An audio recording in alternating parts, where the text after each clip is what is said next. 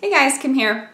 So I realize that this video is not going to be for everybody. I know a lot of my subscribers are here just to see the food and the recipes, so if that's why you subscribe to me, just don't watch this video and I promise there will be food next time.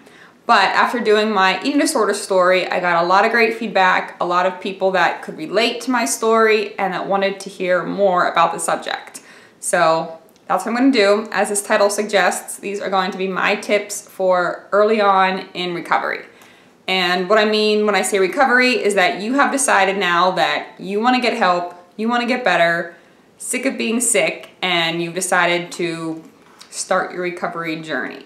So these are just a couple tips that I think could be helpful. I wish I would have known ahead of time and that I learned through my recovery and they were able to help me. So let's get right into it. First one is don't try to do it alone. And by that I mean seek professional help. Now I know there are some people that say they were able to beat it on their own and that sort of thing, but I think for the most part those people hadn't really developed the full-blown eating disorder. You know, maybe they're having the early signs of it and they realized it was unhealthy, it wasn't a good lifestyle, and they were able to change that. But once you've developed a full-blown disease, it's quite hard to beat it on your own. Not saying it can't be done, but I highly recommend seeking professional help. So whether that be a treatment center, you know, like I went to, there's outpatient, inpatient, partial hospitalization, you know, whatever, depending on your severity. Or maybe you're just gonna start seeing a therapist or a psychiatrist or a nutritionist. You're gonna start going to meetings, you're gonna get a sponsor. Yes, there are sponsors with eating disorders too, not just with alcoholism, but maybe I'll go into that more later. But whatever you're going to do, get help from someone that knows what they're talking about, that is a professional in the field. So that's my first tip. Number two, going kind of along with that, is do your research. So if you are deciding to go to a facility like I went to, I looked up probably 20 different facilities. And at first I started looking for ones in Pennsylvania because obviously that's where I live, and there just wasn't any that were good. There were a couple, but looking into them, they weren't good. And yes, they were cheaper, and yes, they were closer, but I don't think I would have gotten the results that I got by going to Florida. So do your research. You know, there's tons of YouTube videos. I mean, I just Googled YouTube videos on the different facilities, and there was all kinds of people just talking about their experience with it. Some good, some bad, and that really helped me kind of narrow it down. Also, of course, you have to think about money, so you have to ask about insurance, that sort of thing. And when I called Milestones, I actually talked to all of the staff there. I talked to the therapist, I talked to the nutritionist, I asked all my questions, I found out, you know, exactly what I would have to pay out of pocket, how long I'd have to stay there, you know, so ask lots and lots of questions, do your research, and just know what you're gonna do. Don't just Google, you know, eating disorder therapists, pick the first one and then think it's going to work, because chances are it won't. And also don't necessarily give up if the first one doesn't work. You know, I went to lots of therapists and I saw lots of nutritionists and they didn't work for me, but I finally found something that did work. So do your research and don't give up if the first thing you try doesn't work. All right, number three is have a support system. So this kind of goes along with number one, you know, don't try to do it on your own, but whether it's, you know, family, friends, whoever, you need at least some people that are going to support you. Now, not everyone is going to. Some people aren't going to get it and they're going to think it's silly. Now, I was very lucky. I had all my friends, my family, coworkers, pretty much everyone was so supportive. Now, I was kind of scared when I came out and told everybody. Now, not many people were too surprised. They pretty much knew. But it was just so nice to have that support. And, you know, when I was in Florida, I had people writing me letters. I wrote letters back, and that was just so wonderful to have. So you really need to have a support system. You know, I know some people don't want to come out and tell everybody, and I'm not saying you have to do that.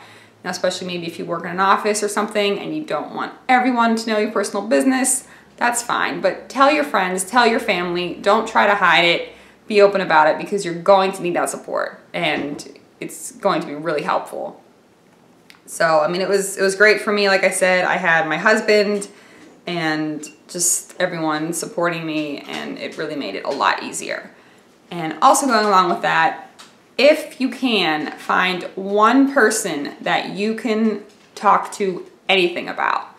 Now, this is a little bit harder because most people do not understand the mindset of someone with an eating disorder. And a lot of the thoughts that you have seem crazy and silly and sometimes just plain stupid. But if you can find someone that you can tell those crazy thoughts to and that's going to listen and at least try to understand, that is so helpful. So I was lucky that I did have a friend going through the same thing, and I was able to, you know, text her or call her whenever I was having these crazy thoughts, and it was just so nice to know that I wasn't alone in the whole thing. And if you don't have someone like that, then I will be your someone. So please do not ever hesitate to email me or message me. And if you really need, you know, I will give you my phone number and you can text me or call me whenever you're having these crazy thoughts, because no matter how stupid or silly they seem, I've probably gone through the same thing, because you're going to have a lot of thoughts and feelings and emotions, especially when you're starting recovery, and you're going to feel like a complete crazy person. And I will understand, and I will not judge you, and I will do my best to try to talk you through it or help you through it. So if you need that one person when you're starting your recovery that is going to understand, then please do not ever hesitate to email or ask for a number or message me or anything, and I will do whatever I can to help you. Okay, number 4, do whatever it takes. And this one is sometimes kind of hard. But if you are going to start seeing a therapist, if you are going to go to treatment, it's going to affect your daily life a little bit. You know, maybe you can't work the same hours you're working, or it's going to affect you with school, or maybe you have to quit your job. You know, when I decided to go to Florida, I had to go there for a minimum of 30 days, and I had to quit my job because I know I was a nanny and they needed someone to watch their kids. So I quit my job. I bought a one-way plane ticket, which was kind of scary because I did not know when I was coming back. And I left my friends and my family and my husband. You know, we had just recently gotten married. So I just, you know, packed up some stuff, got on a plane and left. And it was really, really scary. But when you think about it, you know, I was there for, you know, 2 months. And 2 months is nothing in an entire lifetime. And maybe you have to stay longer. Maybe you have to go somewhere for 6 months or whatever, but it's going to be worth it. Or maybe you have to go see a therapist once a week for the next 3 years, and you have to go every Friday, and it's going to be a pain, but it's going to be so worth it, because the lifestyle that you're living now, it's not working. It's not going to work for very long. So whatever it takes, like I said, I know it's scary, but if you need to quit your job, if you need to change something in your life, if you need to spend the money, I know that's hard too, but it's your life. You only get one. So whatever you need to do, just do it. All right. Next one. This one might sound kind of negative, might sound kind of bad, but when you're starting recovery, you need to expect that you're going to have setbacks or a relapse. And I did. I had multiple times where I relapsed and I went back into old behaviors. But the important thing is I didn't let that stop me from my recovery. So, you know, maybe I would go 2 months with no behaviors, and then, you know, I would have an eating disorder behavior, whatever that might be. That didn't mean that I was back to day one. You know, I had still made a lot of progress, and I could not easily, but I could then get back on track. So just because you have a setback or a relapse, or, you know, you have a behavior or whatever, that doesn't mean that you're back to square one at all. You know, I think of, you know, if you're climbing up thousands of steps and you kind of trip and you fall a little bit and you fall down a couple steps, but you catch yourself and then you keep going. You don't fall down all of the steps. You get a little bit set back, and it takes you a little bit longer to get back up to where you were, but just because you mess up doesn't mean that, you know, oh, it's ruined and now I give up and now I can't recover. So whatever, you know, whether you're overeater, undereater, obviously your behaviors are going to be different, but just don't beat yourself up about it. You know, there were times where I would skip a meal, or I would not eat as much as I should, or I would over-exercise. And I know what a lot of people do is they say, oh, well, the day's blown, the week is blown, I'll start better tomorrow, or I'll start better next week. You know, no. Start better right away. So that's my best advice, is when you do have a setback, just do the next right thing. So maybe at breakfast, you undereat, you overeat, you purge, whatever you do. When it comes time for lunch, just do what you're supposed to do. It doesn't mean the whole day's blown. And I know it's really hard to get back on track like that, but it will make such a difference. So expect that you're gonna have setbacks. And when you do, if you do, maybe you won't, but if you do, just do the next right thing. Don't let it, you know, mess with your mind and think that all of your progress is blown, because it's not. Just do the next thing that you're supposed to do and get right back on track. All right, next one is to keep a journal. And I did do this, but I wish I would have done more of it. I have the journal now, and every once in a while I'll go back and read a little bit of it, and it just shows me how far I've come. Like I said, I wish I would have written every day and, you know, just done it a lot more, because you'll realize just how far you've come. And, you know, some of the thoughts that I'd write down, and I was like, you know, I was like, how did I think that way? How did I think about myself like that? And it just shows you how far you've come. So it's really good if you can keep a journal or a diary, whatever you want to call it, and have something to look back on and realize that you've come a really far, long way. So next one is to be open-minded. And this is something that I wasn't very good at, especially when I was in treatment. There was lots of exercises and things we had to do, and some of them I just thought were downright stupid, and I would get kind of angry about it. And I said, I'm not doing that, that's stupid. And some of them were, you know, some of the activities were kind of silly. You know, we had one where we had to like dance around to music, and I didn't really get anything from it, but maybe that's because I was closed-minded about it. And some of the activities, you know, I didn't think were gonna work for me, and ended up being really great tools that I still use.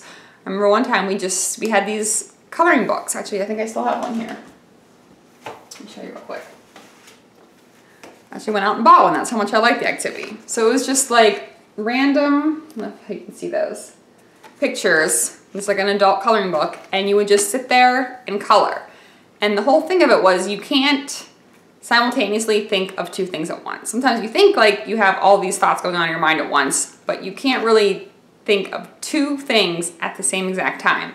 So if you're coloring, you're thinking of what color you're using or what color you want to use, and it takes your mind off of whatever's bothering you. So it was an activity that I thought was so stupid and so silly, and it's something I still do now, and it really helps me. So just be open-minded about things. You know, if there's an activity or, you know, a homework type assignment that someone gives you, just do it. And maybe it won't work for you, but maybe it will, and maybe you'll find a really great tool that's going to be helpful in your recovery. So last thing, kind of going along with that, is to try to find a hobby or like a little pastime that you can do during your recovery.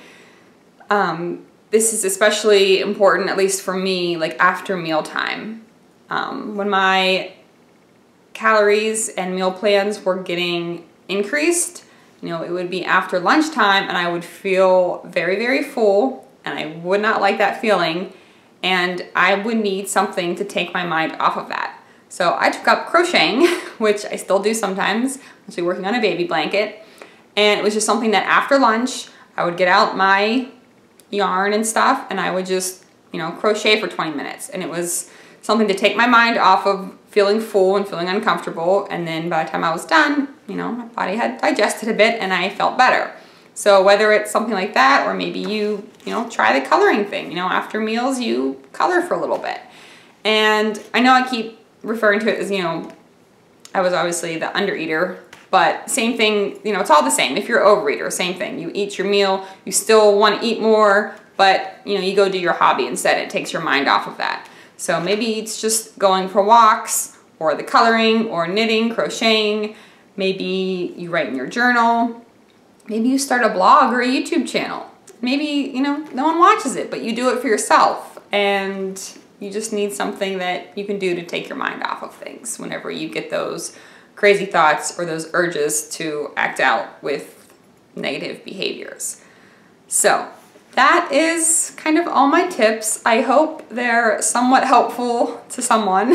And once again, please do not ever hesitate to reach out to me through email. Like I said, I will give out my address. If people want to write letters, I will write back to you. If you want my phone number, I will give that out. You can text me if you're having some crazy thought and you just want to, you know, vent, or you need some advice. I will do whatever I can to try and help, because I know what it's like and I've been there, and I still have those moments. You know, I still text my friend and, you know, we still have our crazy thoughts every once in a while, but they're becoming less and less, and it's not affecting my life anymore. So those are my tips. Once again, hope they were helpful, and let me know if you want more videos on this subject or what specifically you would like to hear about. And that's gonna be it. So thanks guys for watching, and I'll see you next time.